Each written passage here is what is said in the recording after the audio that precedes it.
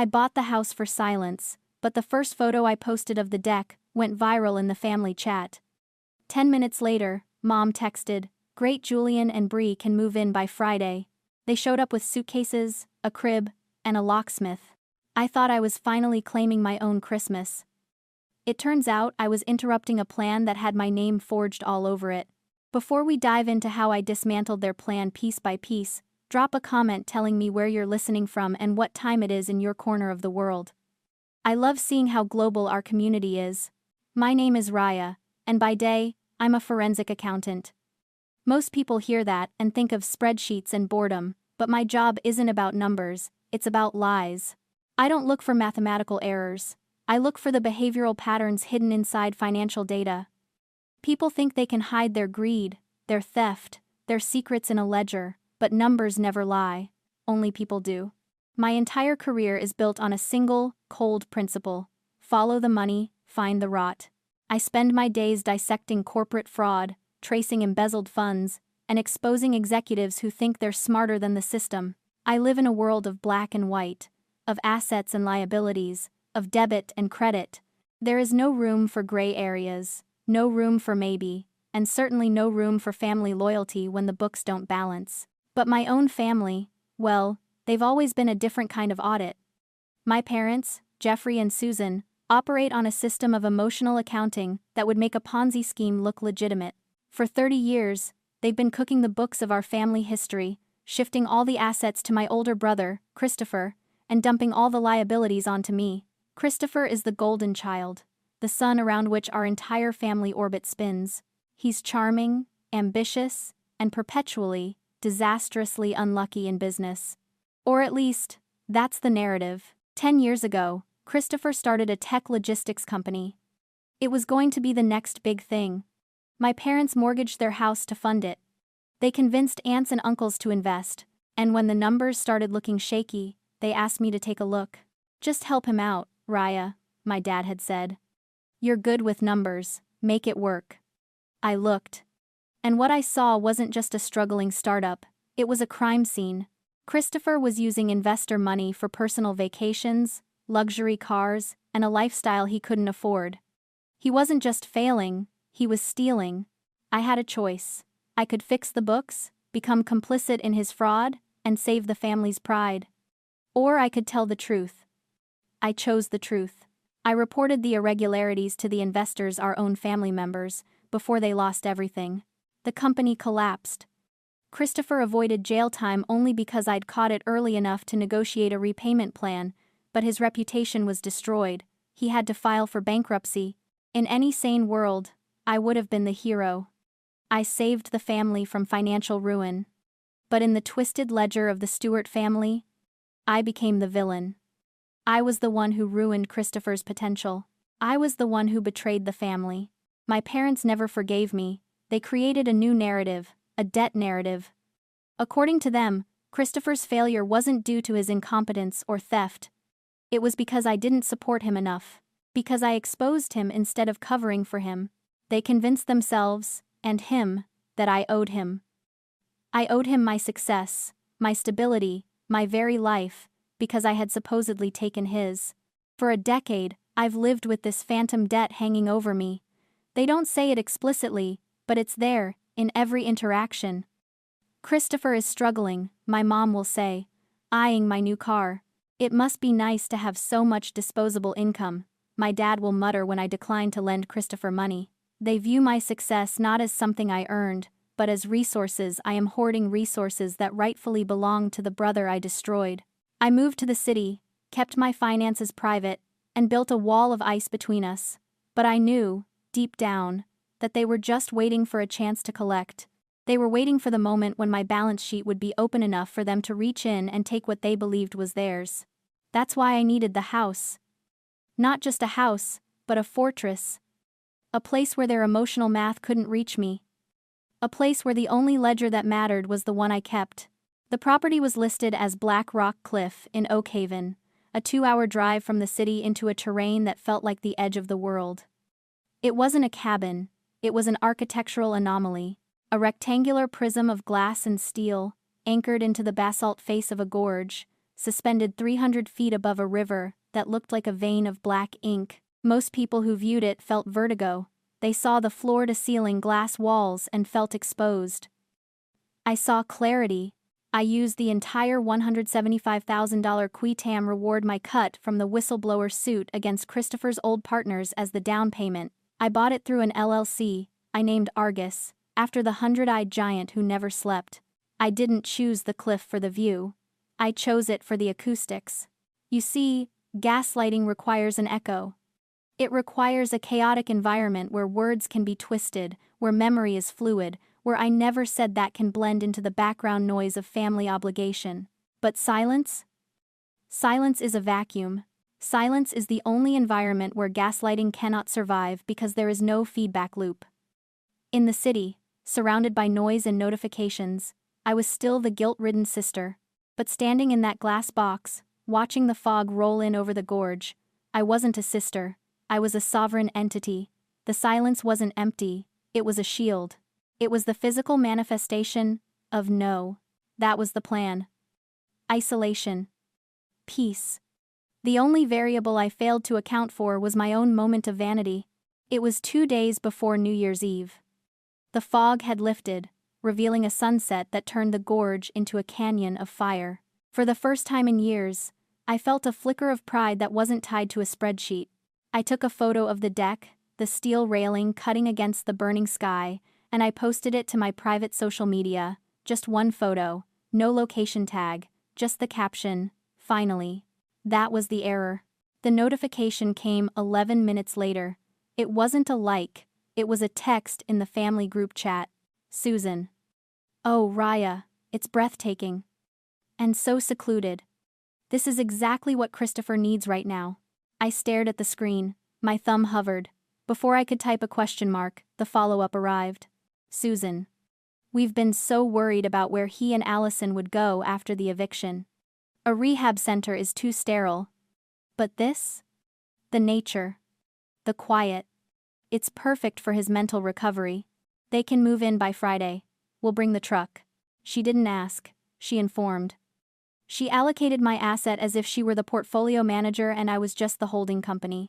I sat on my modern leather couch, the phone cold in my hand, and I engaged the skill that pays my bills. I audited the logic. To an outsider, this looks like insanity. How can a mother simply commandeer her daughter's house? But I know the formula. I call it the narcissist's math. In a healthy family, success is a collective joy. In a toxic family, the economy is zero-sum.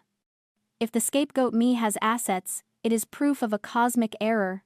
In their minds, my success didn't come from my hard work, it came from the potential I stole from Christopher when I reported his fraud years ago. Therefore, my house isn't my property. It is essentially Christopher's inheritance, merely held in my name by accident.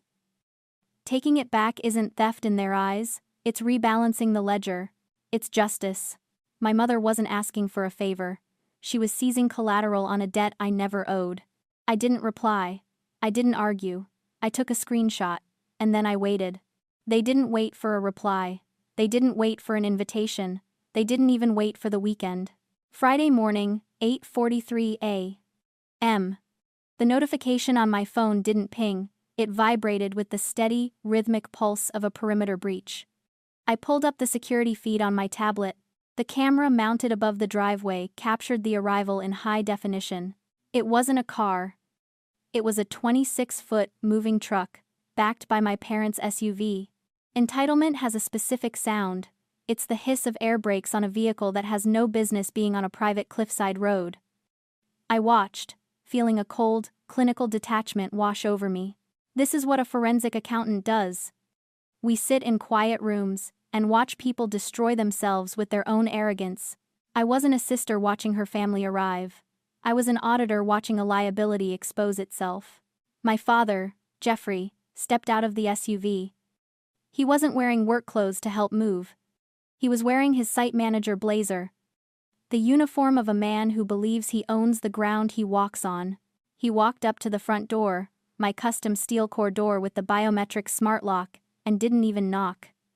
He punched in a code. Access denied. The red light on the keypad blinked. He tried again. Access denied. He tried a third time, aggressively jabbing the buttons as if the lock would yield to his frustration. Then he stepped back, hands on his hips, looking up at the house not with confusion, but with indignation. Then Christopher appeared. My brother looked thinner than the last time I'd seen him, his face gaunt, his movements jerky and agitated. He wasn't carrying a housewarming gift. He was carrying a sense of frantic urgency. He walked right up to the doorbell camera, his face filling the frame, eyes wide and bloodshot. "Raya!" he screamed, his voice distorted by the microphone but still piercing. "Raya! Open the damn door! The truck is charging by the hour! You're ruining the schedule!" He didn't say hello. He didn't ask if I was home. He spoke to the house, as if it were an employee that had failed to clock in. I sat in my living room, the glass walls separating me from them by inches and infinity. I pressed the talk button on my tablet. My voice projected out to the porch, amplified and crisp. "This is private property," I said. "You are trespassing. Leave immediately." On the screen, I saw them freeze. For a second, they looked like deer caught in headlights. Then, the shock morphed instantly into rage. "Don't you use that tone with me, my mother," Susan shouted from the driveway, storming into the frame. "We are your parents. Christopher needs to get settled. He is fragile, Raya. Do not make this about you. Open the door, Raya," Jeffrey barked, stepping toward the glass panel next to the entry. "We have a lease. We have rights." A lease. The word hung in the air, heavy and absurd. I hadn't signed a lease. I hadn't spoken to them in months. But there it was, the delusion manifesting as legal fiction. "I am recording this," I said, my voice flat. "If you do not vacate the premises, I will contact the authorities." Christopher snapped. He didn't just yell, he lunged. He grabbed a heavy landscape stone from the garden bed. "It's my house!" he screamed, hurling the stone. The sound of shattering glass is distinct. It's the sound of a boundary being physically violated. The stone crashed through the side pane of the entryway, spraying tempered glass across the floor inside. The alarm began to shriek, a piercing, rhythmic wail. I didn't scream. I didn't cry. I tapped the screen to save the clip, then I dialed 911. I wasn't calling for help. I was calling to log the incident report. The audit had begun. Most people would have fled. Most people, seeing their family shattering windows and screaming on the front lawn, would have packed a bag and run back to the safety of the city. But I don't run. I audit. The police report regarding the broken window was just a formality, a time-stamped entry in the log of their aggression. But I knew that physical violence is rarely the endgame for people like my parents. It's just a distraction. While they were throwing stones, they were also moving paper. To win this, I didn't need a family therapist. I needed a shark. I hired Veronica. She isn't a soft-spoken family law attorney who talks about mediation and healing. She is a criminal defense lawyer who spent 15 years as a prosecutor putting white-collar criminals in federal prison. She operates with the cold, metallic precision of a guillotine. "They aren't acting like parents," I told her, sitting in her glass-walled office that overlooked the courthouse. "They are acting like a hostile entity attempting a corporate takeover of my life. Treat them accordingly." Veronica didn't offer me a tissue. She opened her laptop. "Let's audit their administrative footprint." We spent the next 48 hours digging. We didn't look at their texts. We looked at public records, utility databases, and postal filings. And we found it. It was a synchronized administrative assault. 2 days before they arrived with the truck, a change of address form had been filed with the post office, redirecting Christopher's mail to my address. A request had been submitted to the electric company to transfer the billing into Christopher's name, claiming he was the new primary tenant. They were trying to erase me from my own property, line by line, bill by bill. They were establishing residency on paper, so that by the time the police got involved again, it would look like a civil dispute between roommates, rather than a home invasion. "This is fraud," Veronica said, her eyes scanning the utility transfer request. "But proving intent is hard. They'll claim it was a misunderstanding, or that you verbally agreed to it." I looked at the documents, and I felt a cold, sharp smile cut across my face. This was the moment I had been waiting for. This was the moment where my paranoia paid dividends. They can't claim it's a mistake, I said. Because they fell into the trap. Veronica looked at me. What trap? 5 years ago, when I realized they felt entitled to my money, I seeded my own data, I explained. It's a trick we use in forensic accounting to catch identity thieves. I updated my profile with the credit bureaus and a few data broker sites with a specific, invisible error. I added a middle initial that doesn't exist on my birth certificate, Raya J. Stewart. I never use it. It's not on my license, my deed, or my bank accounts. It only exists in the data profile someone would see if they were running an unauthorized background check or trying to steal my identity. I slid the printed utility transfer request across the desk. Look at the applicant name. Veronica leaned in. There, typed in clear, damning block letters under the authorized owner section, was the name, Raya J. Stewart. They hadn't just assumed permission, they had run a background check on me, stolen the data they found, and used it to impersonate me. It wasn't a misunderstanding. It was calculated identity theft, and they had just signed their names to it using the ink of my trap. They didn't just cross a boundary, I said, leaning back in my chair. They just handed us a felony. Veronica didn't just find a smoking gun. She found the ballistics report, the casing, and the receipt for the bullets. It gets worse, she said, her voice dropping an octave. She pulled a thick, stapled document from her briefcase. The police won't evict someone if they have a valid lease. It becomes a civil matter, a nightmare that takes months to resolve in court. Your parents know this. That's why they didn't just squat, they prepared. She flipped the document open. It was a residential lease agreement, 10 pages of dense legalese, granting Christopher and Allison tenancy for 12 months at a rate of $1 per month.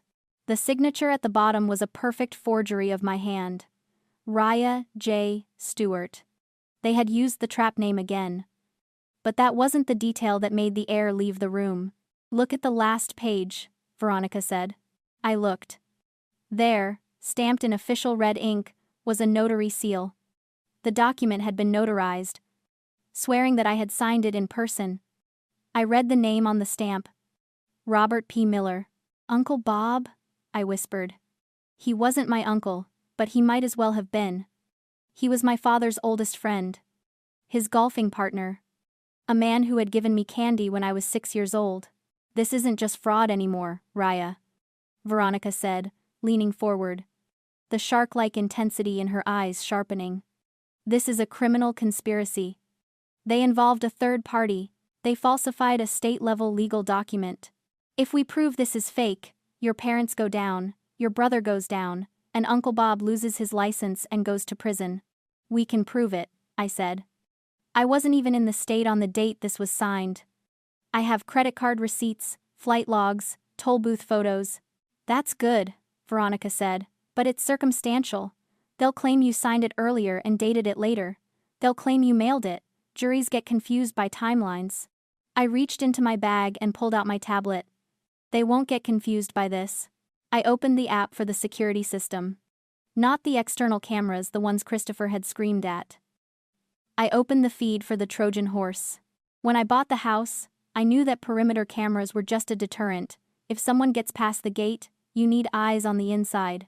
I had installed a pinhole camera disguised as a motion sensor in the entryway, right above the console table where the mail is kept. It records in high-definition 4K resolution with high-fidelity audio. I scrolled back to the timestamp. Yesterday, 4:15 p.m. I turned the tablet toward Veronica and pressed play. On the screen, my father, Jeffrey, stood in my entryway. He looked nervous. He pulled a set of keys from his pocket keys that looked brand new and placed them in a bowl on the console table. Then, he pulled out the lease agreement. Put it here, he said to Christopher. If the cops come, you say you've been here for 2 weeks. The lease is in the drawer. The keys are in the bowl. It proves residency. What if she comes back? Christopher asked, his voice shaking.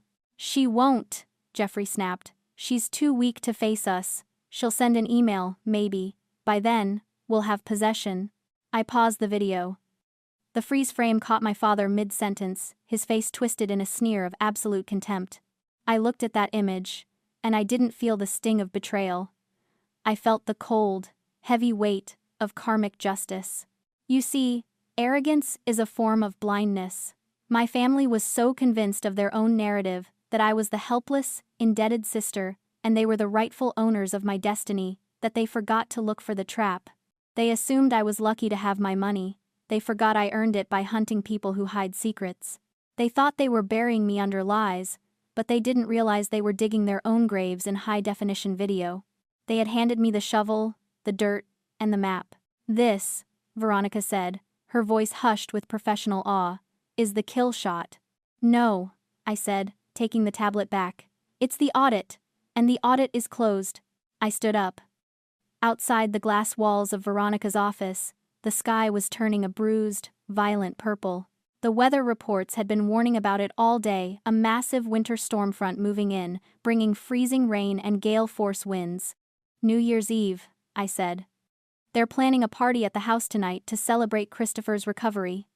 They invited the extended family. Veronica stood up with me. She picked up her phone.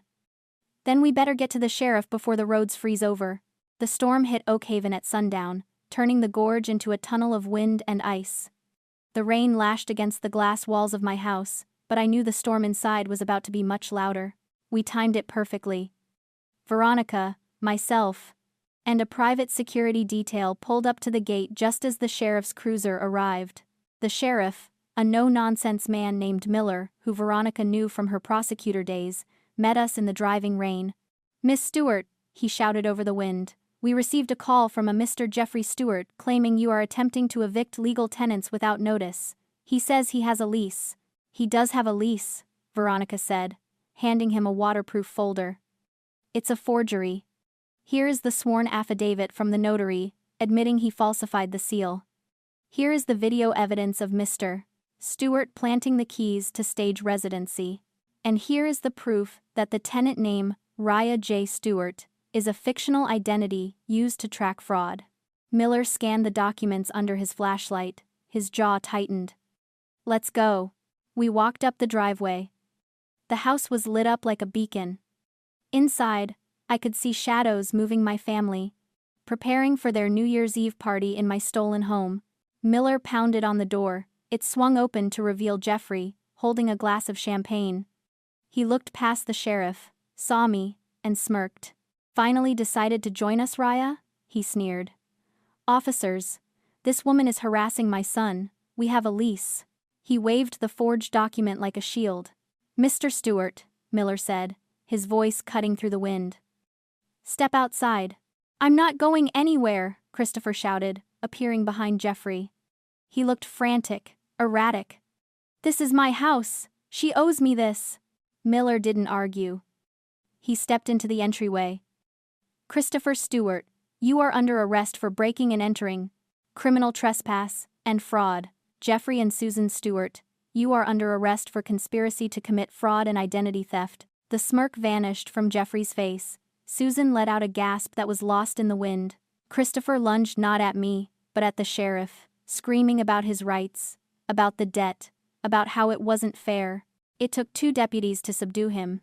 He was screaming the entire time, proving to everyone, the police, the neighbors watching from the road, and his own parents, that the fragile genius narrative was a lie. He wasn't fragile, he was dangerous. I watched as they were handcuffed and led into the cruisers. My mother looked at me through the rain-streaked window of the police car, her eyes wide with shock. She wasn't looking at a daughter anymore. She was looking at a force of nature she had underestimated for 30 years. The last cruiser pulled away, its red lights fading into the storm. I walked back into my house. It was quiet. The wind howled outside, but inside, the silence was absolute. The air felt cleaner, lighter. I walked to the console table where the Trojan horse camera was still recording. I stopped the recording. Case closed. I sat down on my leather couch and looked out at the storm, raging over the gorge. I picked up my phone.